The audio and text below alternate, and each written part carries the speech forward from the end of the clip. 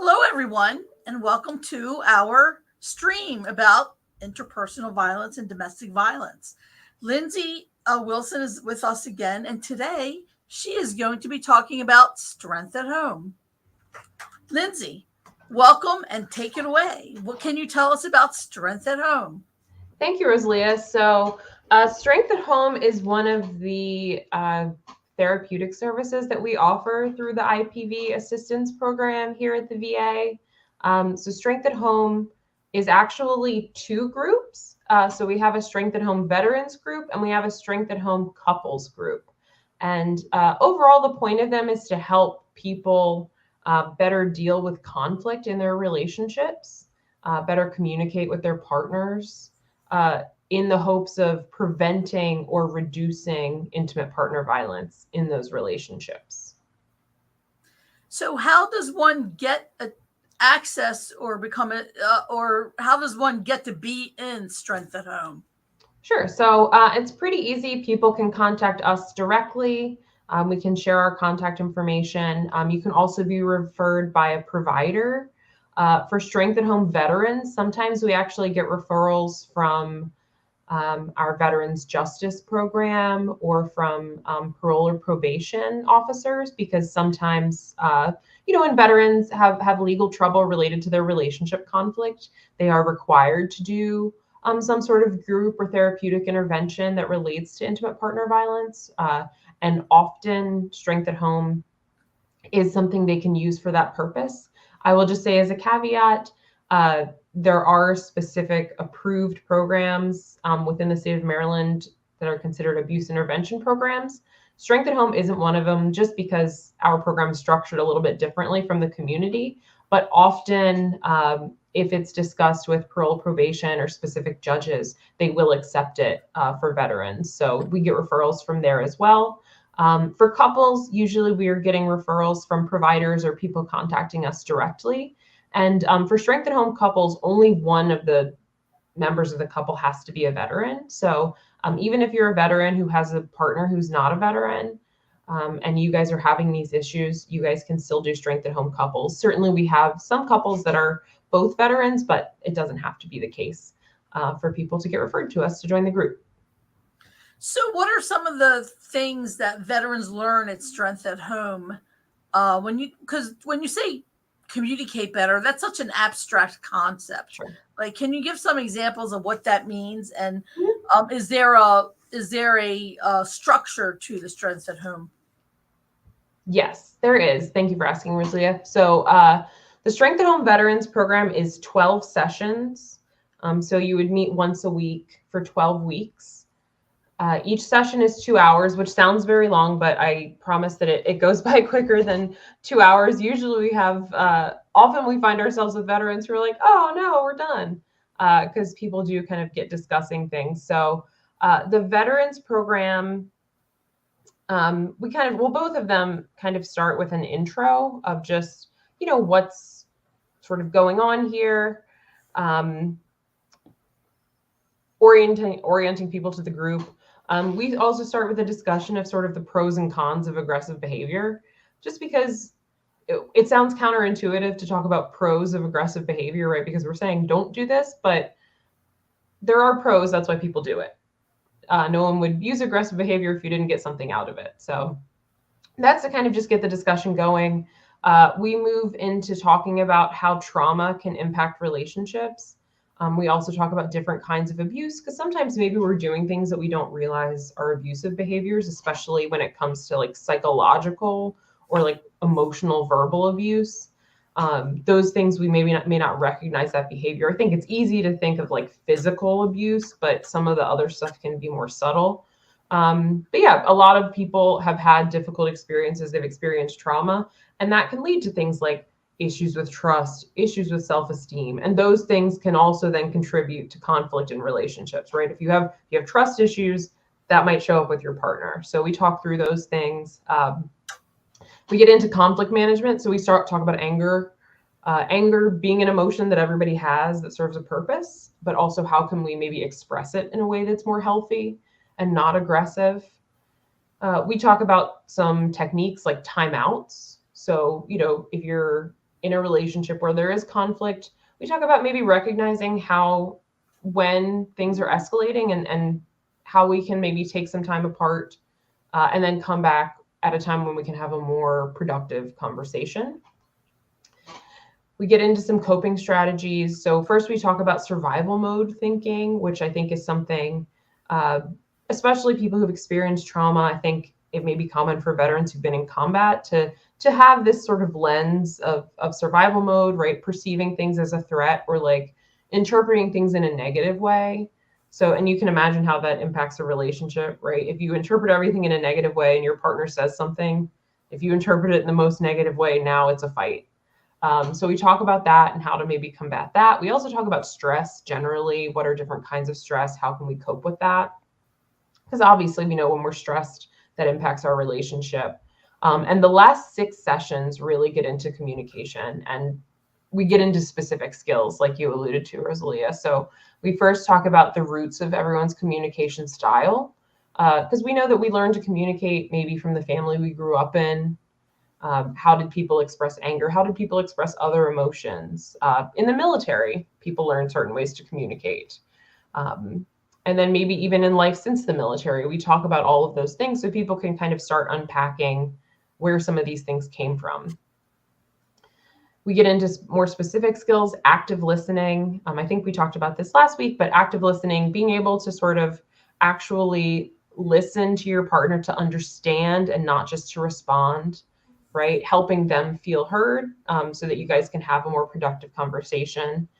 We next get into assertive messages. So how can you get your point across, communicate how you're feeling about something, but in a way that's not aggressive, right? We still want to. Can you show us or give an example of the difference between an aggressive response and an assertive response? Because a lot of people don't understand the difference between being aggressive and being assertive. Absolutely, absolutely. So let's say, for example, your partner leaves their shoes on the floor. They come in and just dump all their shoes on the floor, right? And that's really annoying.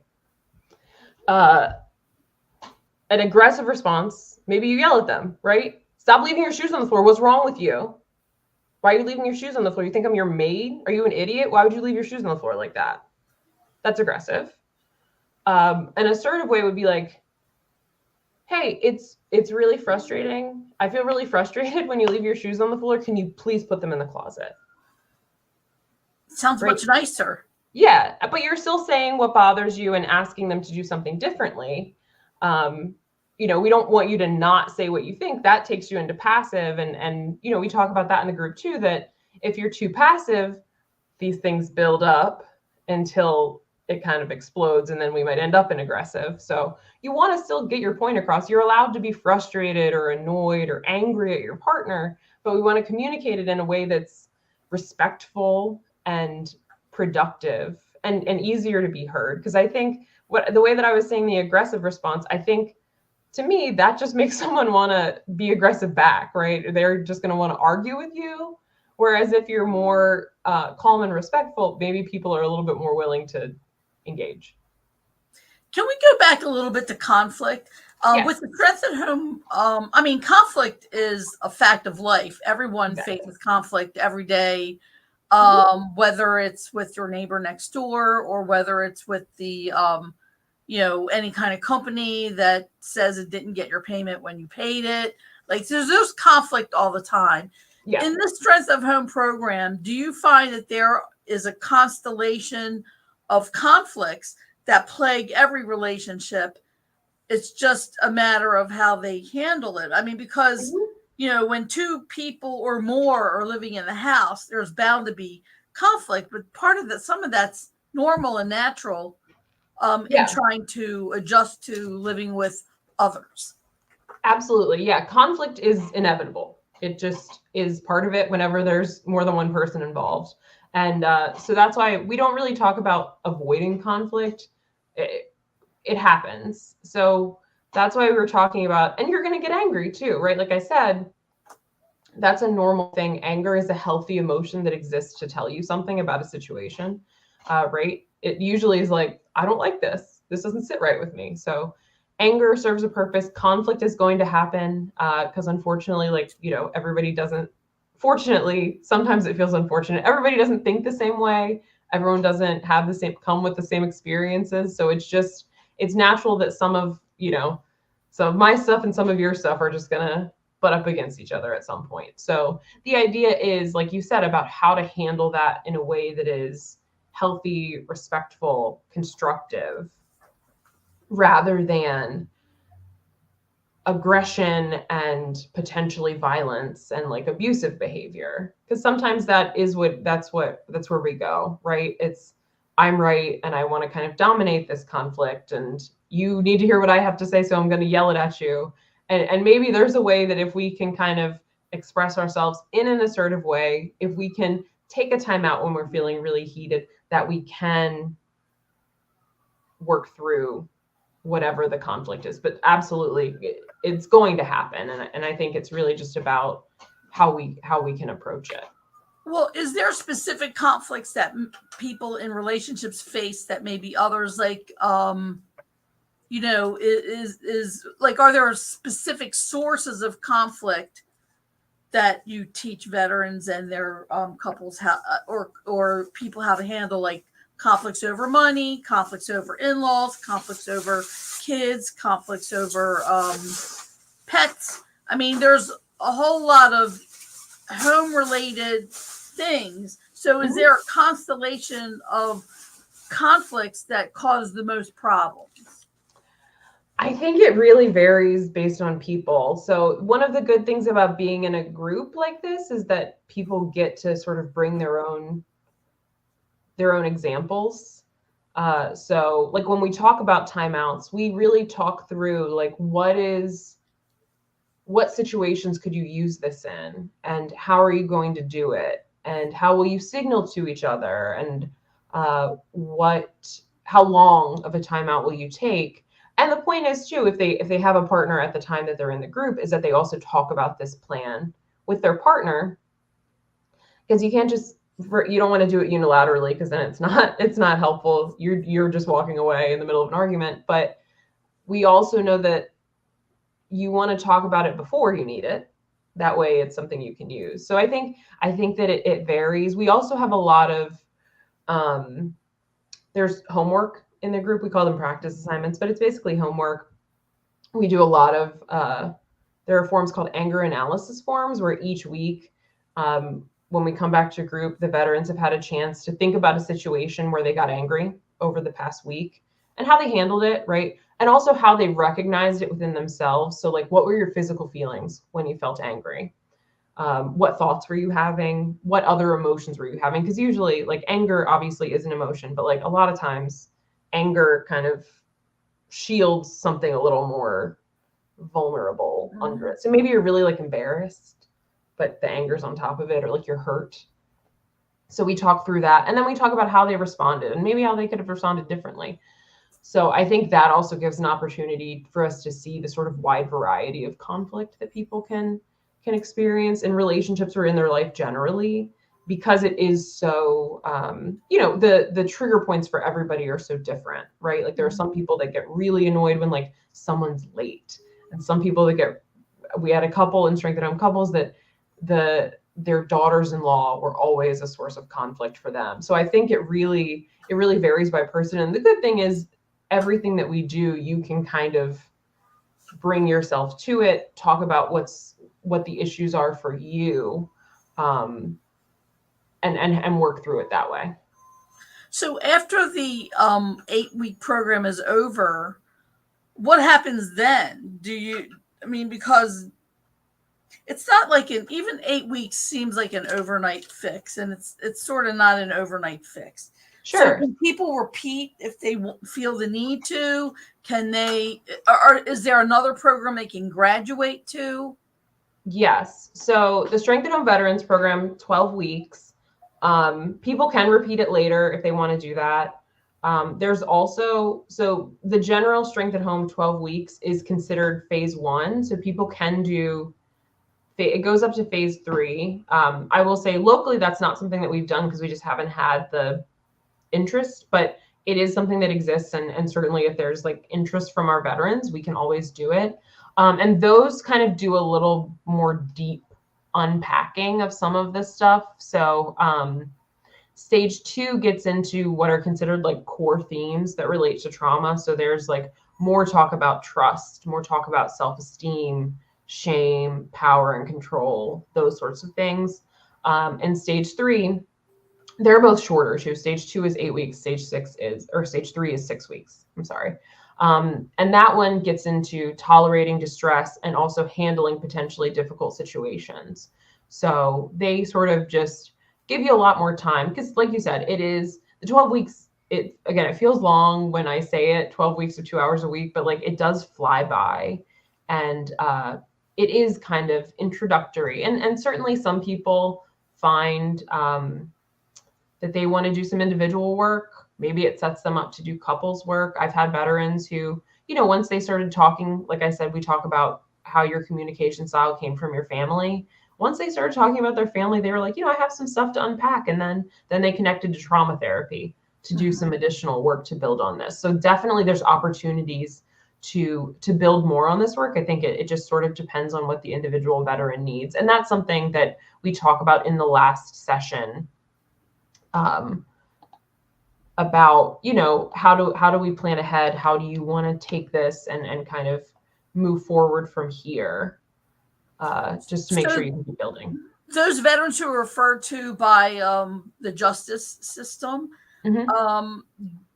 do they have to go through a certain length of time? Like, are there arrangements for longer periods of training or longer periods of intervention? How does that work? Usually they just need to complete the group. So once they've done all 12 sessions and they have their completion certificate, that's that. But sometimes they need some additional stuff. Sometimes they maybe need to get into individual therapy. So it sort of varies for people. I will say the community programs that are like the state certified programs are longer typically than Strength at Home, but they also are a little bit less. They do a lot more education and less kind of getting into sort of the deeper like therapy unpacking work. So it's just a little bit different. But usually when people are going to just do Strength at Home, they just have to do Strength at Home. And how many, is there a cap to how many veterans can be in Strength at Home group at one time? We try to keep the groups pretty small. I think the max that we would usually take is 7, and 7 is even kind of a lot because we also have 2 facilitators in every group.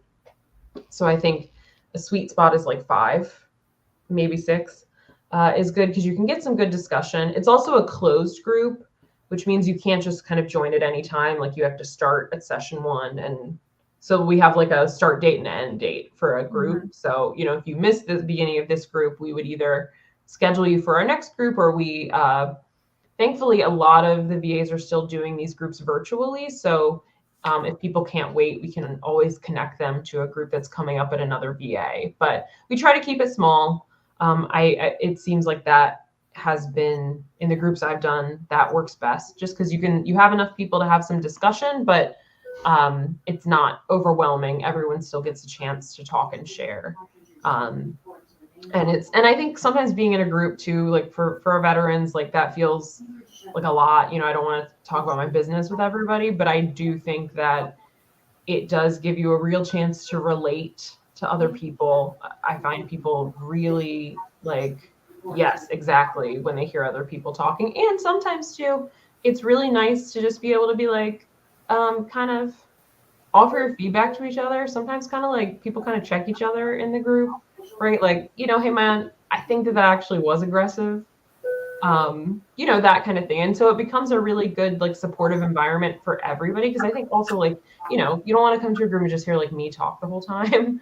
So it's a really nice environment once people kind of get in. So did the Strength at Home couples grow out of the Strength at Home with the veterans only? Yes. So both of these were developed within the VA by some staff in Boston at the National Center for PTSD. And I think that we found that there are a lot of couples that have what we would call bidirectional conflict. So it's sort of coming from both sides. So they wanted to offer an option for those people. And the couples group, it goes over all the same information as the regular Strength at Home, but both partners are part of it. The exercises are a little bit different, and it's shorter. It's only 8 weeks, but it does cover the same stuff. So we go over like, what are different kinds of abuse? How does trauma impact relationships? How can we use timeouts in handling conflict? We do all the same, like the active listening, the assertive messages, where'd your communication come from, expressing feelings. And then also in both groups, we talk about common communication issues people fall into. That's usually like the always, never kind of stuff. That's always, there I am.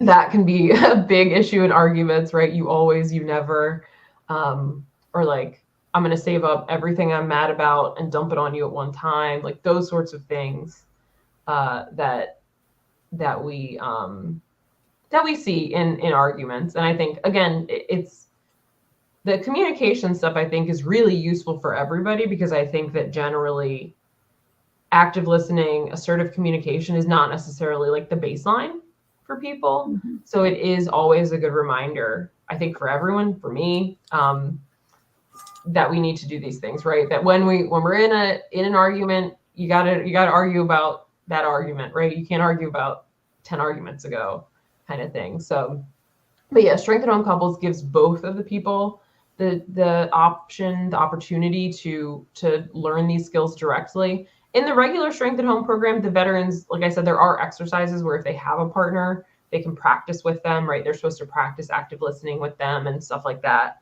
But this time, kind of both members of the couple can be there and work on things. And like I said, they have different assignments. So sometimes their assignments are like, you write down something that you like that your partner did and tell them. It's called caught doing something nice.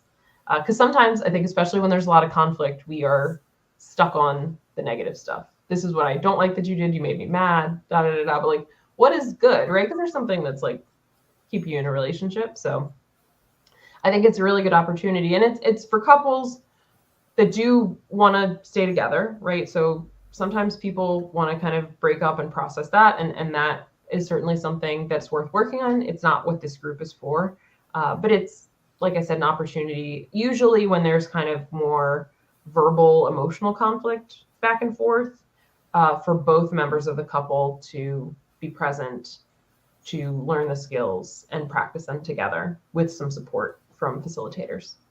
So if there are relationships in which the where it's more physical abuse, does Strength at Home also help those couples when physical abuse is involved rather than just verbal or emotional abuse?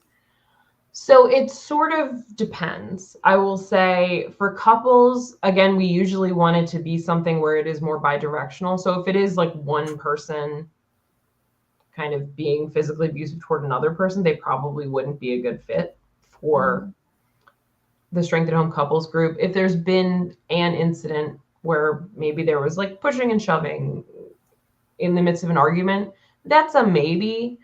We do, for everyone coming into Strength at Home, the veterans program and the couples program, we do an intake assessment just to make sure that like this is appropriate for you. So that's something that we would talk through. I think sometimes a thing that we run into is maybe there's the members of the couple have a very different recollection, explanation of what's going on, and they might not be super appropriate for couples, right? Because if someone's like, my partner is screaming at me and yelling at me and hitting me regularly, and the other partner is like, you know, we argue from time to time, like I don't know if this is going to be the right space for them. Sometimes it might be more appropriate for a veteran to do the Strength at Home Veterans program by themselves and then maybe revisit couples.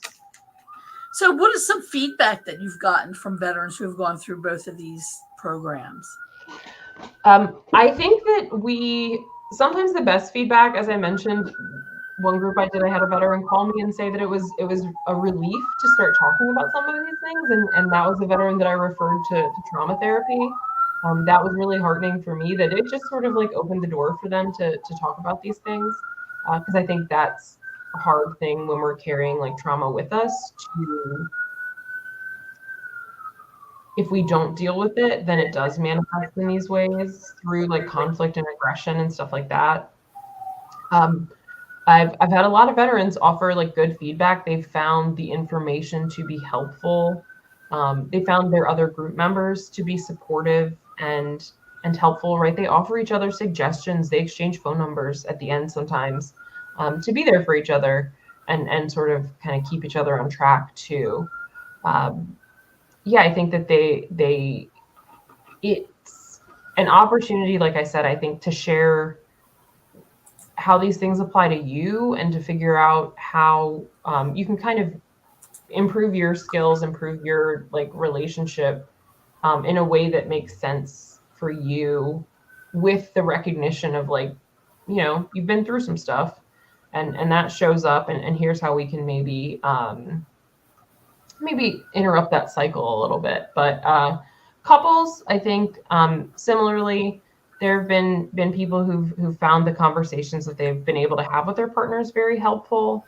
I've had people in the individual veterans group come back and say that their partner can see a difference in the way they're communicating with them, which is great to hear, that they're maybe less quick to anger, that they feel like they can really listen to them, and that they're getting their point across in a way that isn't so aggressive, which is definitely like what we love to hear. So I think, we've gotten some good feedback, and hopefully we continue to do so.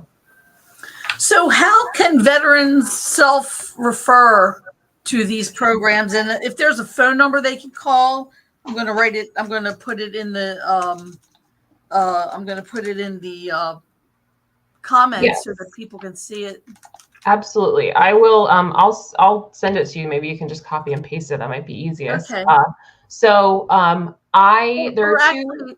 Are you able to write it on the bottom where it says all at the bottom? Oh yes, I will just copy and paste that there. So yes, there are two coordinators here at VAMX. But it looks like I can't. It wants me to connect a YouTube account. So there are two coordinators here. I cover the greater Baltimore area. So if you go to like Baltimore, Fort Meade, Glen Burnie, Lock Raven, Eastern Baltimore County, or if you live in Carroll or Howard, I am the coordinator that covers your area. My number is 410-591-3004. Wait a minute, 591-3004? Yes, and I emailed it to you too, Rosalie, if you can. I would like to, while we're on the show, if anybody wants to, I'm just going to say, for Strength at Home program in the greater Baltimore area. And then the other coordinator, her name is Caitlin Savarese. Kaitlin? Yes. Savory? Savarese, Savarese. And she covers Perry Point and the Eastern Shore. And how can veterans reach her? Her number is 443-525-0979. Okay, so I also heard you say virtual. So do we also offer virtual programs so that people can participate virtually? Yes. Right now, we've just continued to offer the groups virtually just because we have kind of a large catchment area, and that's been the way that it's easiest to get everybody in, right? It's hard if we have a group in Baltimore for our veterans on the Eastern Shore or like up near Perry Point to get here. So we found that doing it virtually allows sort of the greatest kind of bang for our buck in terms of both veterans and our staff too, because sometimes that way, like Caitlin and I can do a group together, and Caitlin's up in Perry Point and I'm in Baltimore. So it has made it easier for everyone to access, and partners too. People have work. It's easier to kind of step out into your car than have to come in to the medical center. So we are still offering them virtually. And as I mentioned, most other sites are still offering them virtually. So usually if we can't get someone into our group here in terms of couples or the veterans program, we've had great success in connecting them to groups at other VAs, just so that they can, they don't have to wait to get into like our next round of groups, and they can get the services as soon as possible. All right. Is there anything I didn't ask you about Strength at Home that you want veterans and their, spouses to know? Is it open to all veterans, regardless of orientation? So can you talk a little bit about Yes, the welcoming? Absolutely. The groups are open to any and all veterans. They're typically gender segregated groups. So we actually just earlier this year had our first Strength at Home women's group here, because we know that, it's not just men that can be aggressive in relationships, women too. So it's open to anyone. And again, you don't have to be of a certain sexual orientation. It's open to all veterans, regardless of gender, sexuality, age, etc. We also sometimes, throughout the country, different VAs do specific LGBTQ groups. So that's something that if someone is a member of the LGBTQ plus community, that we can work with them to try to identify too. And same goes for couples as well. There's not a particular, you don't have to be a heterosexual couple to join the group. And we work with people to try to make sure that we can kind of get them in the environment that feels most comfortable and safe for them. So yeah, absolutely. Anybody can join. The groups, like I said, the Strength at Home veterans groups, we tend to do like women's groups and men's groups, but we can always kind of make things work for people. And I think, like I said, if you have questions, if you're not sure if like a group time can work for you, we really do our best to like do what we can make work. Sometimes people need a later group, and we can try to connect with the VAs in California, since they're 3 hours behind us, right? And connect you with a group that's going to be in the evening here. So we really want to make sure if people are interested that we can connect them. It's also not something that you have to wait for things to be like bad to join, right? If you feel like you're getting aggressive, you're getting to the point that you're very angry at your partner, and you're starting to like yell more, you can join the group. You don't have to like have perpetrated some act of violence to join us. It's if these are just skills you want to work on. Like I said, I think that they're probably skills that like everybody can use a refresher on. Communicating more effectively in a healthy way, I think that's useful for all of us. You can always join. It doesn't have to, you don't have to like wait for something, for things to get worse or escalate or anything like that. If it's something you're concerned about within yourself, within your relationship, please join us. I'll just emphasize that Strength at Home is really about conflict, aggression within the context of an intimate relationship. It's not like a general anger management thing. There are other groups for that. So if you're just having anger generally, that might be something to talk to your social workers, your mental health providers, et cetera, about getting connected with. But if you're dealing with these things within the context of a relationship, whether you're dating, married, partnered, whatever it is, Strength at Home is for you. All right. Thank you so much, Lindsay, for all this important information. I hope the veterans and their family members who are out there and they hear it will take advantage of these programs. They're really wonderful programs. And I think that's it. So I want to thank everyone for watching. And if you have questions, the numbers are there in the comment section. So we'll see you next week. What's the topic for next week? Next week, we're going to talk about a new intervention that we have for people who are experiencing intimate partner violence called RISE. All right. So next week, I'm looking forward to hearing all about RISE. In the meantime, we hope everyone has a great day, and bye for now. Bye.